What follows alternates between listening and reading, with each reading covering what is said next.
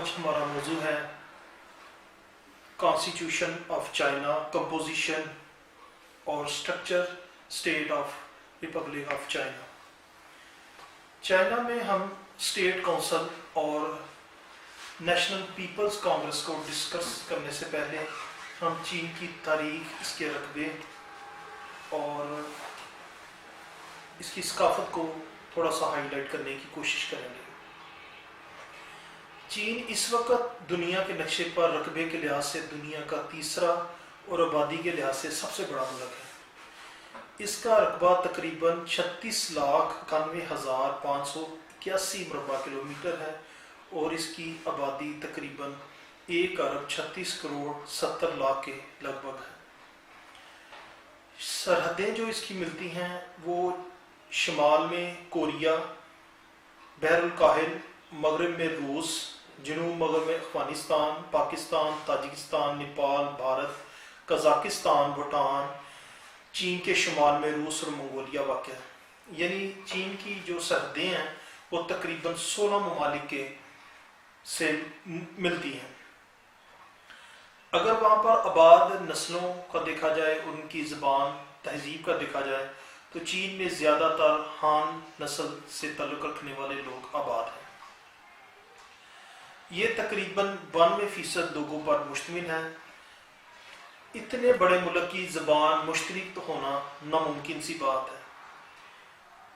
اس لیے جو چین میں تقریباً 55 قومیں آباد ہیں جو اپنی تہذیب، ثقافت میں بہت قدیم ہیں۔ ان کی جو عام زبان ہے وہ مندرین ہے۔ اس کے علاوہ مقامی زبانیں بھی بولی جاتی ہیں جن کی تعداد 60 سے زائد ہے۔ چین کا دارالحکومت بیجنگ ہے اور یہ سلامتی کونسل کا مستقل ممبر ہے۔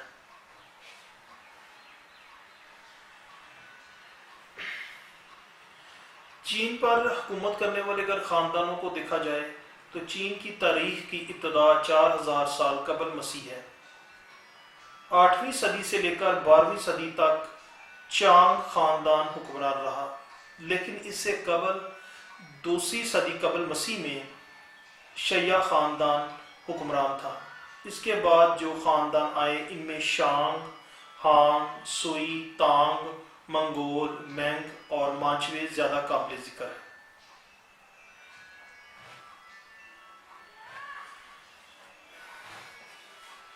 مانچوا خاندان اور ان کی لڑائیاں، یہ 1644 میں چین پر قابض ہوا۔ یہ لوگ تاتاری نسل سے تعلق رکھتے تھے۔ یہ 1911 تک حکمران خاندان رہا۔ اس نے یعنی تقریباً 550 سال حکومت کی۔ 17ویں اور 18ویں صدی میں جب خام مال کے لیے یورپی ممالک نے چین کی طرف نظریں کی تو یہ قدرتی خزان سے مالا مال ملک تھا۔ 19ویں صدی میں برطانیہ نے چین کے ساتھ افیم کی تجارت شروع کر دی۔ چین کے لوگ افیم کے عادی ہو گئے۔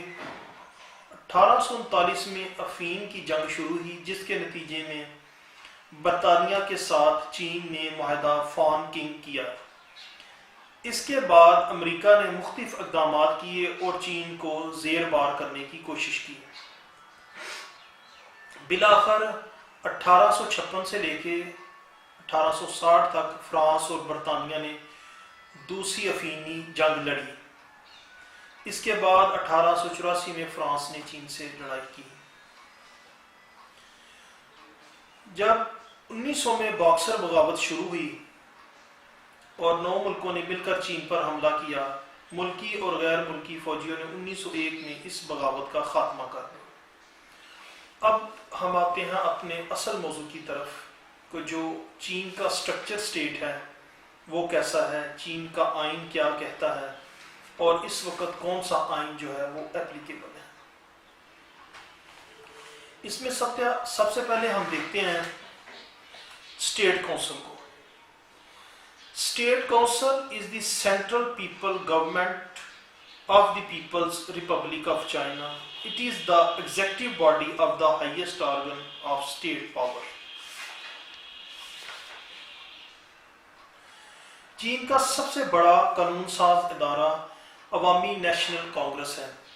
یہ ایک یک عوامی مقننہ ہے جو چین کے عوام کے حقوق کی ترجمانی کرتی ہے. اس کا جو پرماننٹ ادارہ ہے وہ اسٹینڈنگ کمیٹی ہے یعنی مجلس قائمہ. نیشنل پیپلز کانگریس 5 سال کے لیے منتخب ہوتی ہے. سال میں ایک اجلاس لازمی منعقد کرتی ہے. The composition of state council, its procedure, process and function have been prescribed in the Constitution. State Council has been regarded as the most superior institution in the administrative affairs. یعنی انتظامی امور کے حوالے سے نیشنل پیپلز کانگریس کو سب سے ممتاز ادارہ مانا جاتا ہے.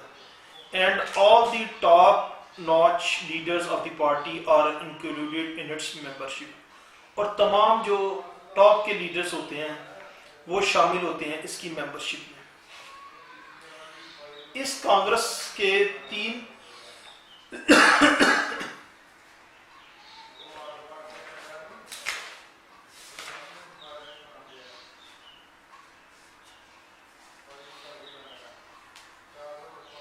Relevant provision. Article 85 to 92 of the Constitution of the Republic of China deals with the State Council of the People Republic of China. جو آرٹیکل 85 سے 92 تک ہے وہ republic of China state council کے حوالے سے اس کو ڈیل کرتا ہے. Executive branches. The State Council is that the Central People Government of the People Republic of China is the executive body of the highest organ of state power. It is the highest organ state administration. یعنی یہ ریاست کا بھی سب سے مضبوط اور اہم ترین ادارہ ہے اور انتظامی امور کے لحاظ سے بھی سب سے اہم ہے. چین میں کابینہ کی جگہ ریاستی کونسل کام کرتی ہے. یہ ملک کا سب سے بڑا انتظامی ادارہ ہوتا ہے. اپنی رپورٹ کانگریس کے سامنے پیش کرتے ہیں. اس کا نگران وزیر اعظم ہوتا ہے. ریاستی کونسل کے زیر انتظام 44 وزارتیں اور 7 کمیشن سرگرم عمل ہوتے ہیں. Composition. Article 86. State Council is composed of the Premier, Vice Premiers, State Councillor, Ministers in charge of Ministers, Minister in charge of Commission, Auditor General and the Secretary General. State council جو مشتمل ہوتی ہے vice chairman, state councillors, minister in charge of ministers per, commissioners per, auditor general اور secretary general پر.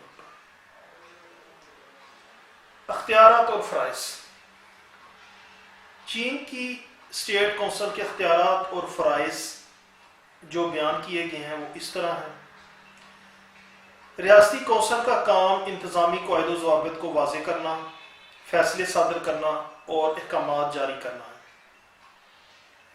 ملک میں ہر سطح پر نظم و ضبط کی رہنمائی کرنا, تمام شعبوں میں اختیارات اور فرائض کی برابر تقسیم کرنا, وزراء اور کمشنرز کے جاری کیے ہوئے نامناسب احکامات کی ترمیم کرنا یا ان کی تنسیخ کرنا. دی premiere assumes overall the responsibility of the work of the state council. جو پریمیئرز ہوتے ہیں وہ اوورآل ذمہ دار ہوتے ہیں اسٹیٹ کونسلز کے امور کو چلانے کے لیے. The ministers assumes overall responsibility for the work of the ministers and commissioners. The organization of state council is prescribed by law. Term Article 87. Term of office of the state council is the same as that of the national people's council. جو اس کی tenure ہے state council کا وہ اتنا ہی ہے جتنا state national people's congress کا ہے. The premier directs the work of the state council. The vice premiers and state councillor assist the premier in the work. جو پریمیئر ہے وہ براہ راست رہنمائی کرتے ہیں اسٹیٹ کونسل کی, وائس پریمیئرز کی, اسٹیٹ کونسلرز کی. Executive meeting of the state councillor are to be attended by premier. جو state councillors کی executive meeting ہوتی ہے وہ premier attend کرتے ہیں, vice premiers بھی, state councillors بھی, and the secretary general of the state council. یعنی تمام اہم عہدیداران جو ہیں وہ state council کی meeting جو ہے وہ ریگولر طور پر اٹینڈ کرتے ہیں۔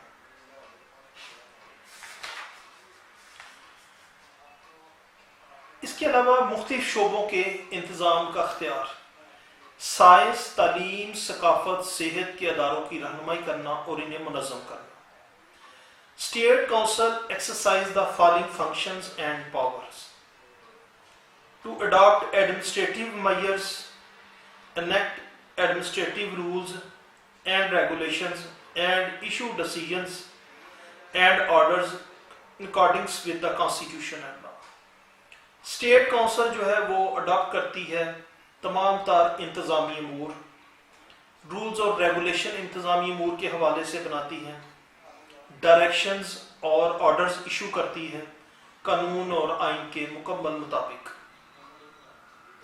To submit proposal to the National People Congress or Standing Committee، وہ اپنی تجویز پیش کرتے ہیں نیشنل پیپل کانگریس اور اسٹینڈنگ کمیٹی کو۔ To formulate the task and responsibility of the ministers and commissioner of the State Council، وہ تشکیل دیتے ہیں یعنی سونپتے ہیں رسپانسبلٹیز منسٹرز کو، کمشنرز کو اسٹیٹ کونسل کے حوالے سے، یعنی اسٹیٹ کونسل جو ہے وہ منسٹرز کو، کمشنرز کو، آڈیٹر جنرلز کو اور سیکرٹریز کو مختلف قسم کے ذمہ داریاں اور ٹاسک سونپتی ہے۔ To exercise unified leadership over the work of local organs of state administration at various level ground throughout the country, and to formulate the detailed division of the function and powers between the central government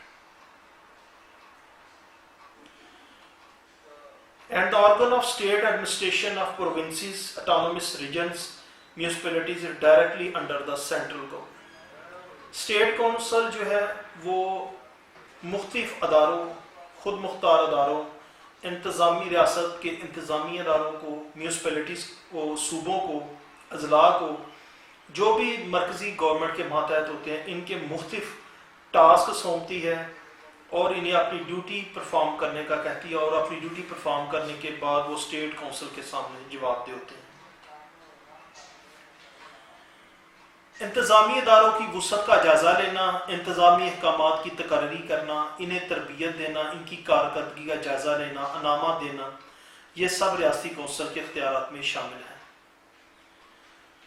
To draft and implement the plan for national economic and social development of the state budget, to direct and administrate economic affairs, urban and rural development۔ یعنی کہ اس کہنے کا مقصد یہ ہے کہ یہ تمام سماجی، سیاسی، اقتصادی سرگرمیوں کو، ریاست کے بجٹ کو اور مختلف معاشی، اقتصادی، شہری اور دیہی علاقوں کے امور کو چلانے اور علاقائی ترقی کے لیے ڈائریکشن اسٹیٹ کونسل جاری کرتی ہے۔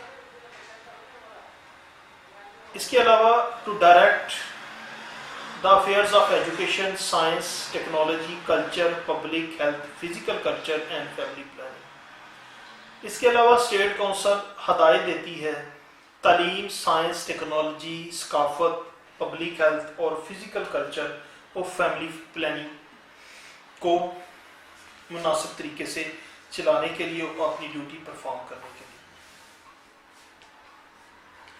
To direct and administrate civil affairs, public security, judicial administration, supervision and other related matters, تمام جو عدالتی امور ہیں ان کے حوالے سے گائیڈنس اور رہنمائی فراہم کی جاتی ہے۔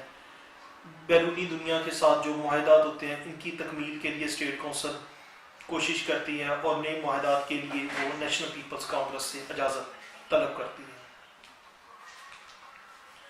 To direct and administer state affairs concerning the nationalities and to safeguard to equal rights of minority national and the right to autonomy of the national autonomous areas, جو اپنے شہریوں کے حقوق کے تحفظ کے لیے اور جو بیرون ملک مقیم ہوتے ہیں چائنیز اور مختلف خود مختار اداروں میں قیام امن کے لیے، ان کی سیکیورٹی کے لیے ڈائریکشن جاری کرتی ہیں۔ to protect the legitimate rights and interests of Chinese nationals residing abroad and protect the lawful rights and interests of returned overseas Chinese and of the family members of Chinese national residing abroad. یہ direction جاری کرتی ہے کہ جو لوگ جائز قانونی طور پر بیرون ملک مقیم ہیں ان چائنیز کے حقوق کے تحفظ کے لیے، یا جو بغیر اوورسیز چائنیز واپس آنا چاہتے ہیں اور فیملی ممبرز چائنیز کے نیشنل کے جو بیرون ملک مقیم ہیں ان کے تحفظ کے لیے، ان کی سیکیورٹی کے لیے انسٹرکشن جاری کرتی ہے. اقتصادی اور سماجی ترقی کے لیے قومی بجٹ تیار کرنا اور اسے نافذ العمل بنانا، وزیروں اور کمشنرز کے فرائض متعین کرنا اور ان کی مکمل رہنمائی کرنا شامل ہے. To alter or annul inappropriate orders, directives and regulations issued by the ministers or commissioners. یہ جو مختلف قسم کے نامناسب آرڈرز ایشو کرتے ہیں آرڈر کمشنرز یا منسٹرز، ان کو یا تو مکمل طور پر کالعدم قرار دیا جاتا ہے یا انہیں منسوخ کیا جاتا ہے.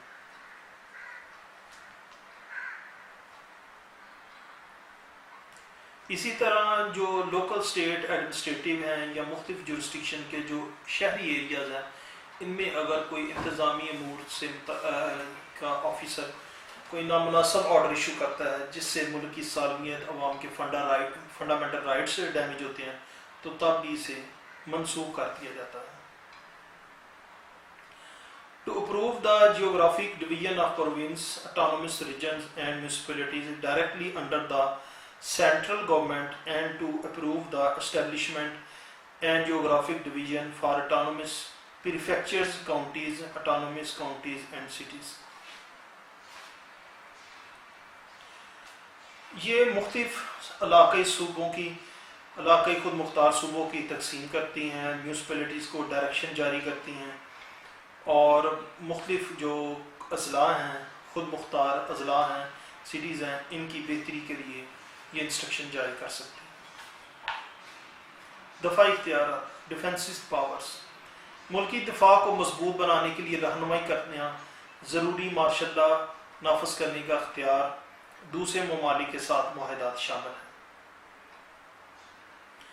دیگر اختیارات میں اقلیتوں کے حقوق کا تحفظ کرنا، دوسرے ممالک میں آباد چین کے لوگوں کو حقوق کا پوری طرح خیال رکھنا. اگر کوئی چین کے عوام واپس اپنے ملک میں آنا چاہتے ہیں تو امبیسی قونصل خانے کے ذریعے انہیں مکمل مشاورت فراہم کرنا، مالیاتی امور کی نگرانی کرنا، بجٹ تیار کرنا، بجٹ کے نفاذ کو یقینی بنانا.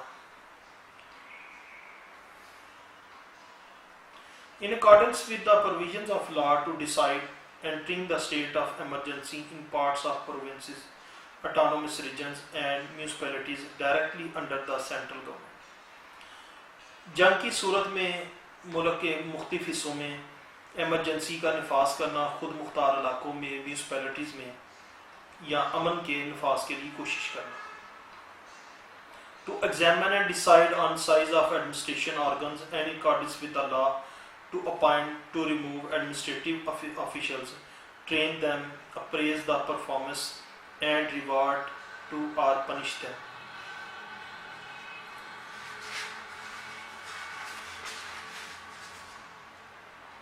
یعنی اگر وہ اچھا پرفارم کرتے ہیں تو انہیں انعام و کرام سے نوازنا اور انہیں مختلف جو سوینئرز ہیں وہ دینا. To exercise such other function and power as the National People Congress or the Standing Committee may assign. یا کوئی دوسرے ایسے فنکشنز یا ڈیوٹیز پرفارم کرنا جو نیشنل پیپلز کانگریس انہیں سونپتی ہے. Ministers Article 19. Minister in charge of the ministers of or commissions of the State Council are responsible for the work of their respective departments, and they convey and preside over ministers' meeting of the general and executive meeting of the commission to discuss and decide major issues in work of their respective departments.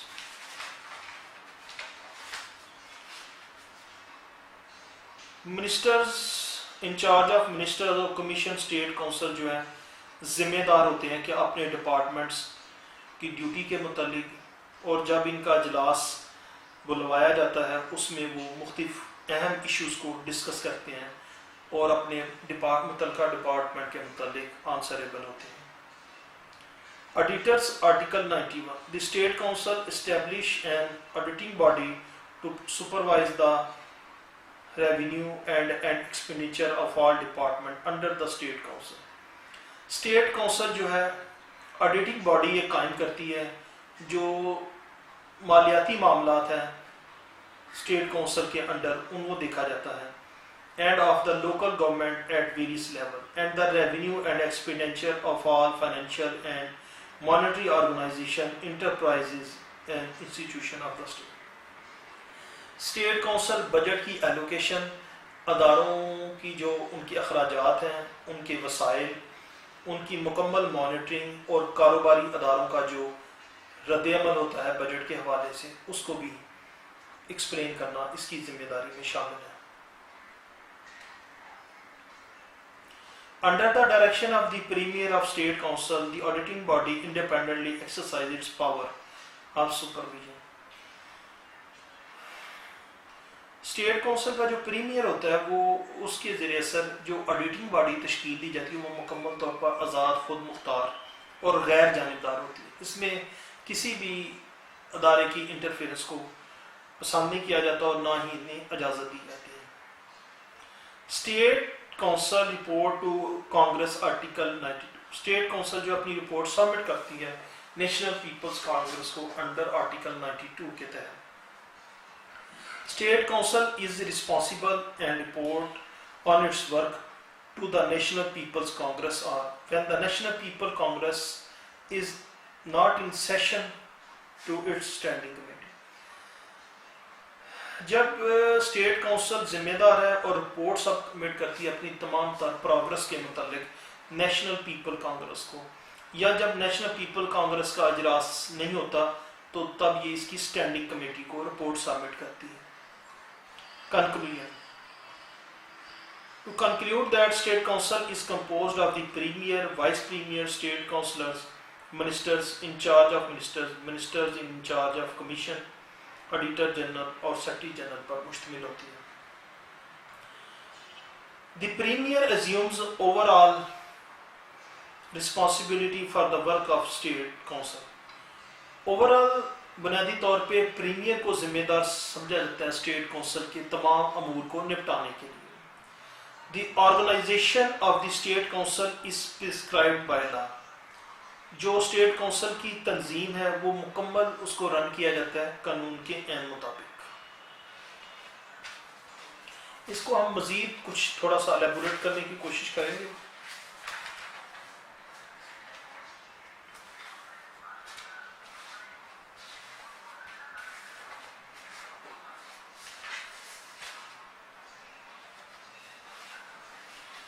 چین میں کابینہ کی جگہ state council کام کرتی ہے۔ یہ ملک کا سب سے بڑا انتظامی ادارہ ہے۔ یہ اپنی رپورٹ کانگریس کے سامنے پیش کرتی ہے۔ اس کا نگران وزیر اعظم ہوتا ہے۔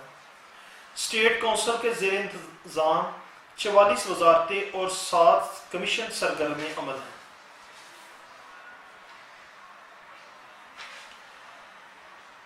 یہ 5 سال کی مدت کے لیے منتخب ہوتی ہے، مگر کانگریس انہیں مدت پوری ہونے سے قبل برطرف بھی کر سکتی ہے۔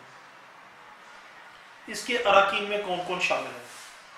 یہ وزیر اعظم، نائب وزیر اعظم، کونسل سیکرٹری، کمیشن کے چیئرمین، آڈیٹر جنرل، وزراء، chief auditor general, secretary general وغیرہ اس کے اراکین ہوتے ہیں۔ چین کے سیاسی نظام میں اسٹیٹ کونسل کا کردار امریکہ کی صدارتی کابینہ یا برطانوی وزیرانی کابینہ سے مشابہ ہے، مگر دونوں کے اختیارات میں واضح فرق ہے۔ اسٹیٹ کونسل عوامی جمہوریہ چین کا سب سے اعلیٰ انتظامی ادارہ ہے۔ یہ مندرجہ ذیل عہدیداران پر مشتمل ہوتا ہے۔ وزیر اعظم، نائب وزیر اعظم، کمیشنوں کے چیئرمین، ریاست کے کمشنر، وزراء، چیف آڈیٹر اور سیکرٹری جنرل۔ اس کے اب ہم اس کی ڈیوٹیز اور فنکشنز کو تھوڑا سا اسی طرح الیبوریٹ کریں گے۔ اسٹیٹ کونسل کا کام انتظامی قواعد و ضوابط کو وضع کرنا، فیصلے صادر کرنا اور احکامات جاری کرنا ہے۔ ملک میں ہر سطح پر نظم و نسق کا بحال کرنا، تمام شعبوں میں اختیارات اور فرائض کی برابر اور مساوی تقسیم ہے۔ وزراء اور کمشنرز کے جاری کیے ہوئے نامناسب احکامات کی ترمیم یا تنسیخ کرنا۔ مختلف شعبوں کے جو ان کے پاس اتھارٹیز ہوتی ہیں وہ یہ ہیں: سائنس، تعلیم، ثقافت، صحت کے اداروں کی رہنمائی کرنا، انہیں منظم کرنا، انتظامی اداروں کی وسعت کا جائزہ لینا، انتظامی احکام کی تقرری کرنا، انہیں تربیت دینا، ان کی کارکردگی کا جائزہ لینا، انعامات دینا، یہ سب اسٹیٹ کونسل کے اختیارات میں شامل ہیں۔ وزیروں اور کمشنرز کے فرائض متعین کرنا، ان کی مکمل رہنمائی کرنا، اقتصادی اور سماجی ترقی کے لیے قومی بجٹ تیار کرنا، اسے نافذ العمل کرنا، ملکی دفاع کو مضبوط بنانے کے لیے رہنمائی کرنا، ضروری مارشل لا کا نفاذ کرنا، دوسرے ممالک کے ساتھ معاہدات کرنا اور پرانے کیے گئے معاہدات کو تکمیل تک پہنچانا، اقلیتوں کے حقوق کا خیال رکھنا، مالیاتی امور کی نگرانی کرنا، دوسرے ممالک میں آباد چین کے لوگوں کے حقوق کا پورا خیال رکھنا۔ امید ہے اسٹوڈنٹس آج کے لیکچرز کی آپ کو مکمل طور پر سمجھ آئی ہوگی، ان کو ہر پوائنٹ سے بریف کیا گیا ہے، اور انشاءاللہ اگلے لیکچر میں ہم نئے ٹاپک کے ساتھ حاضر ہوں گے۔ اللہ حافظ۔